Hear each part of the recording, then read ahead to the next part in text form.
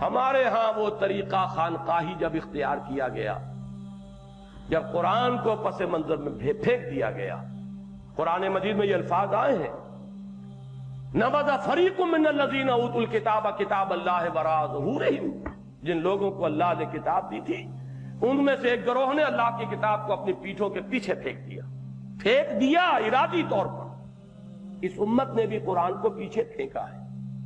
اس کے بہت سے اسباب ہیں۔ پروفیسر یوسف سلیم چشتی رحمہ اللہ، اللہ تعالیٰ ان کی مغفرت فرمائے، بڑا عمدہ مضمون ایک دفعہ لکھا تھا کہ یہ جان بوجھ کر در حقیقت قرآن کو پیچھے پھینکا گیا ہے۔ وہ جو بات کہی علامہ اقبال نے کہ عصر حاضر کے تقاضاؤں سے ہے لیکن یہ خوف ہو نہ جائے آشکارا شرع پیغمبر کہیں، جس طرح ابلیس کو یہ خطرہ لگا ہوا تھا کہ یہ آشکارا شرع پیغمبر نہ ہو جائے، ایسے ہی وقت کے سلاطین کو اور ملوک کو اور سرمایہ داروں کو اور جاگیرداروں کو اور مذہبی مسندوں کے اوپر متمکن لوگوں کو پسند نہیں تھا کہ قرآن کھلے اور قرآن کی حقیقی تعلیمات عوام کو معلوم ہو، اور وہ قرآن کے معیار پر ہمیں کہیں ناپنے تولنے لگ جائیں۔ ہے یہی بہتر الہیات میں الجھا رہے، اس کو مست رکھو ذکر و فکر صبح گاہی میں، اسے پختہ تر کر دو مزاج خانقاہی میں اسے۔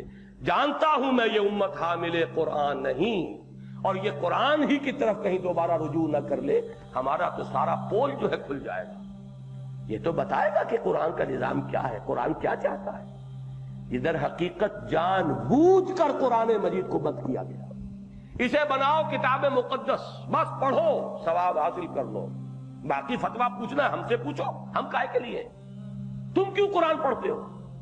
اور آج بہت بڑی بدبختی ہے اس امت کی کہ ایک بہت عظیم تحریک ہے کہ جس نے اس فلسفے کو باقاعدہ اس امت کے اندر جاری کیا ہے، پورے شد و مد کے ساتھ اور زور و شور کے ساتھ، کہ قرآن صرف پڑھو، باقی علماء کا کام ہے کہ وہ ترجمہ پڑھیں، اور جو آپ کو پوچھنا ہو فتویٰ وہ علماء سے پوچھو، پڑھ کے ثواب حاصل کر لو، قرآن کا ترجمہ پڑھنے کی اجازت نہیں ہے۔ یہ در حقیقت اس قرآن مجید کو جب ہم نے پیچھے ڈالا تو اب تزکیہ کیسے کریں؟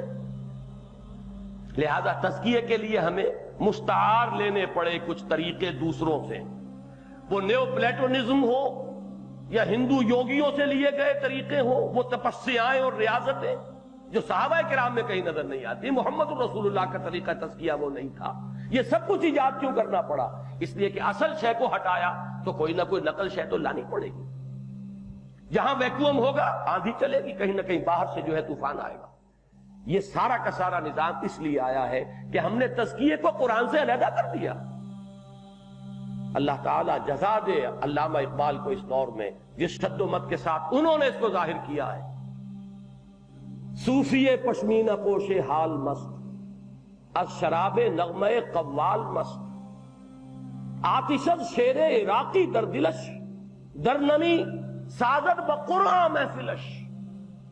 صوفی پشمینہ پوش اونی لباس پہن کر بیٹھے ہوئے صوفی صاحب، اور قوالی ہو رہی ہے، کوئی حافظ کا شعر ہے، عراقی کا شعر ہے، اس پر تو حال آ گیا ہے اور اس پر تو گویا رقت طاری ہو گئی ہے، لیکن اس کی محفل میں قرآن کا گزر نہیں، قرآن سے رقت طاری نہیں۔ جبکہ صحابہ کرام پر ترى اعینہم تفیض من الدمع مما عرفوا من الحق، یہ کیفیت قرآن سے ہوتی تھی۔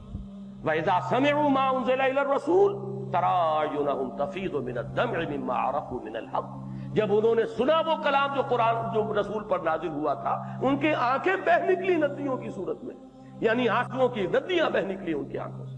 یہ وہاں ہوتا ہے۔ خود حضور نے، میں نے بارہا آپ کو واقعہ سنایا، جب حضرت عبداللہ ابن مسعود سے فرمائش کی کہ مجھے قرآن سناؤ، اور انہوں نے پہلے عذر کیا کہ آپ کو سناؤ، آپ پر تو نازل ہوا ہے۔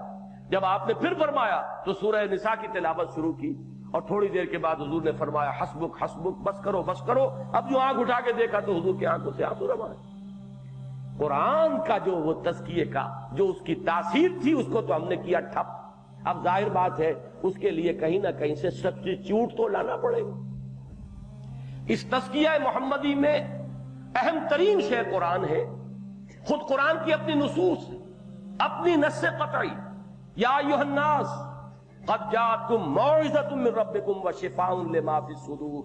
شفاء لما فی الصدور تو یہ ہے تزکیہ، اور کس بلا کا نام ہے؟ سینوں کے اندر جو کچھ ہے اس کی شفا۔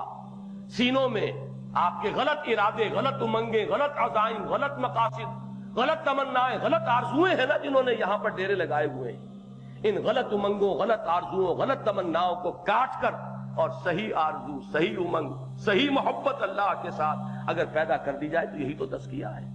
اور وہ تزکیہ کس سے ہوگا؟ قرآن سے ہوگا۔ شفاء لما فی الصدور وَنُنَزِّلُ مِنَ الْقُرْآنِ مَا هُوَ شِفَاءٌ وَرَحْمَةٌ لِّلْمُؤْمِنِينَ وَلَا يَزِيدُ الظَّالِمِينَ إِلَّا خَسَارًا۔ ہم اس قرآن میں وہ چیزیں نازل کر رہے ہیں کہ جو شفا ہے اہل ایمان کے لیے، رحمت ہے ہماری جانب سے، لیکن یہ کہ وہ نہیں، وہ تو صرف حصول ثواب یا ایصال ثواب کا آلہ بن کر رہ گیا۔ لہذا جب اس کو یہاں سے اس کانٹیکسٹ سے نکال دیا گیا، علیحدہ شے بنا لیا گیا، تو لازماً اس کے لیے مفہوم خارج میں اس کا مصداق بھی علیحدہ تلاش کرنا پڑا۔ دین کی بات پھیلانا صدقہ جاریہ ہے۔ ثواب کی نیت سے ویڈیو کو شیئر ضرور کیجیے۔ جزاک اللہ۔